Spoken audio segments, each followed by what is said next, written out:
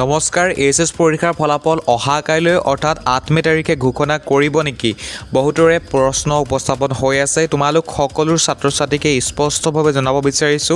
বৰ্তমান পৰ্যন্তলৈকে অসম উচ্চতৰ মাধ্যমিক শিক্ষা সংসদে থিৰাং হোৱা নাই যে তোমালোকৰ পৰীক্ষাৰ ফলাফল অহা কাইলৈ দিব নে পৰখিলৈ দিব অৰ্থাৎ 9 মে তাৰিখে দিব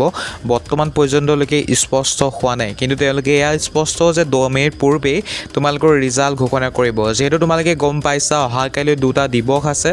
অৰ্থাৎ দামোদৰ দেৱৰ তিথি আছে আৰু লগতে আমাৰ ৰবীন্দ্ৰনাথ ঠাকুৰ জন্মদিন অহা কাইলৈ গতিকে তোমালোকৰ ৰিজাল্ট দিয়াৰ সম্ভাৱনাটো বহুতে কম কিন্তু তথাপিও যদি সঁচাকৈ অহা কাইলৈ তোমালোকৰ ৰিজাল্ট ঘোষণা কৰে তেনেহ'লে আজি মাছ নেখা মই গম পাবা তোমালোকে নিজেও গম পাবা বা অহা কাইলৈ ৰাতিপুৱাই তোমালোকে গম পাবা গতিকে যদি নতুন কিবা তথ্য আহি পৰে যে অহা কাইলৈ ৰিজাল্ট দিব বা নিদিয়ে নিশ্চয় তোমালোকৰ আগত অহা কাইলৈ ৰাতিপুৱাই নহ'লে মাছ নেখাই ভিডিঅ' বনাই উপস্থাপন কৰিম